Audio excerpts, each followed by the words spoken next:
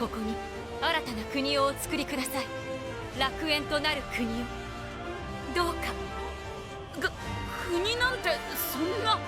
約束の地の主に忠誠を誓います。So pacing is always a very weird thing when it comes to these one-shot anime, these isekai anime that are budget friendly. They're kind of like popcorn anime. Basically, like these would be a lot of anime that you see in those snobbish YouTubers who are like, oh, the trash anime of the season, but it's just filled with a bunch of different anime that you end up enjoying, which tends to be what I really enjoy most of the time. If you guys have been around the channel for a while, half of the stuff I consume would be in that pile, where that happens to be a lot of what I just really enjoy. I've talked about it countless times.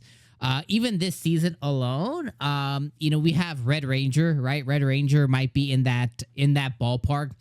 I Left My A-Rank Party might be in that ballpark. We're getting the continuation of Ari Ferretta this season. Last year we had Spirit Chronicles. Right now we have Amanoble, which is what we're talking about. Before we had Spirit Chronicles last season. I don't know if I talked about that already, but these just happen to be the kinds of shows that I enjoy, and there's a lot of really good stuff here. And I think there's a couple of other ones this season as well too. There's one about like a guy who can do online shopping and stuff. Like, there's a lot of really, really good underrated shows here that people really don't give a shot because they are a little bit more budget friendly.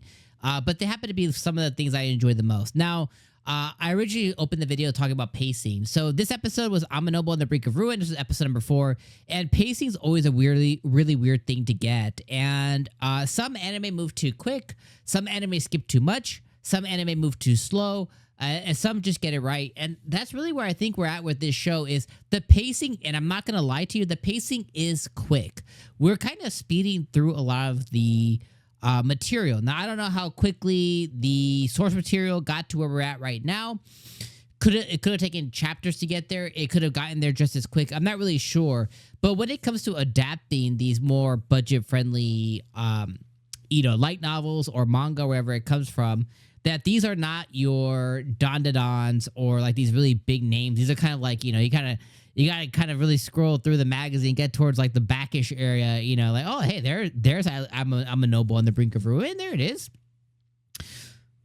It's hard to say, but I'm loving the pacing because assuming this, you know, on my anime list, on Life Chart, on the websites, there is no specific number of episodes is listed for.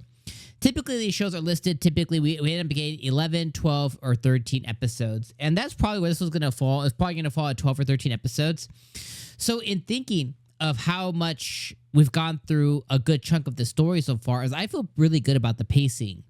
This episode alone is, we opened up the episode and Liam's once again practicing his magic and he's finding out about his partnership with the dragon. He's finding out about the divinity and the legends or stories that have been kind of passed on through time about how the dragon and a human got together, and that's where their nation was founded that they're currently at. And just like Liam and just like his ancestors, they all assumed that the dragon and the human you know, had a family and birthed children, but Liam's kind of showing like, no, it actually may have been that the dragon merged with said human and then they birthed the nation through that.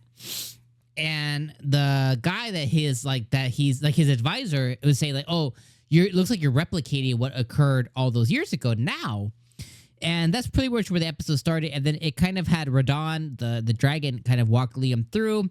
And we found the land of the pixies. And he got all the familiar pixies. He made them familiars. He contracted with them. He gave them names. Just like in a lot of other fantasy story, once you name somebody, you become their familiar. They grow in power. And he turned the pixies into elves. So pixies, they transform or they level up, or you know they go up into the next level, which is elves.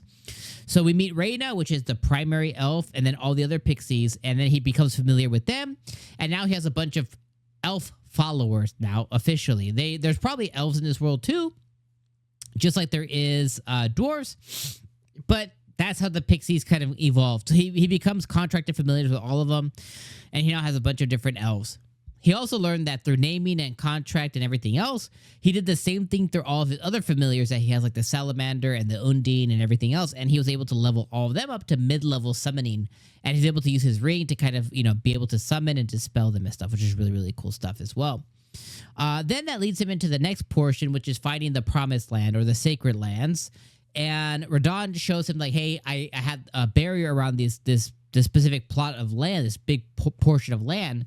And he takes all the elves there to make their new homes there. And we find out that it's like perfect land. You know what I mean? Like anything of anything could be done here in this land. And they're like, oh, the elves are like, oh, be our king or whatever, right? And he's like, what do I want to do? Birth a nation, dude? Like, But eventually he meets with the princess. The princess, takes us to the next thing. And she's like, oh, well, what has been passed through the history of the royalty is the Promised Lands. And they have a ring, and the ring reacts to this land. And he's going to be able to kind of actually lift this land up into the sky with magical power, which is effing dope. And she's like, oh, she pledges herself to him. That's important. Pledges herself to him. So even though she's slightly older, I mean, Liam's not going to be able to escape the princess. So all those people in the episode where he had all those marriage proposals, you got the princess here, homie.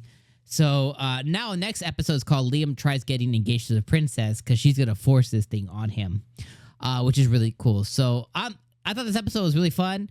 I was engaged through the whole thing. I was entertained through the whole thing. And I love seeing him become super OP. And the way that the story's kind of feeding us everything that happens. I think it's a really good pacing. And I'm really enjoying it quite a bit. I think the princess is crazy. I kind of love that quite a bit. Pixies getting evolved into elves, I think is just a crazy concept, which is also really, really cool too. So I think that's really fun. So yeah, I'm a Noble on the Brink of Ruin, episode 4. This episode was awesome. I think it was like a 7 out of 10. Of course, you can find faults in it. Again, there's budget, there's corner cutting, there's a lot of things you can find fault in. So I think 7 out of 10 is a more than fair rating. For both my enjoyer hat and my reviewer hat. I always say that, like, hey, as I'm reviewing something, I'm being a critic, and then as I'm on the other hand, I'm just being just a viewer, a casual viewer of the show, somebody who enjoys these shows. I think they both pretty much, both sides of my coin agree with. This is about a 7.5 out of 10 at the best. So, yeah, love this episode. Can't wait to watch more. I'll see you guys for episode 5 next week. Peace out, my friends.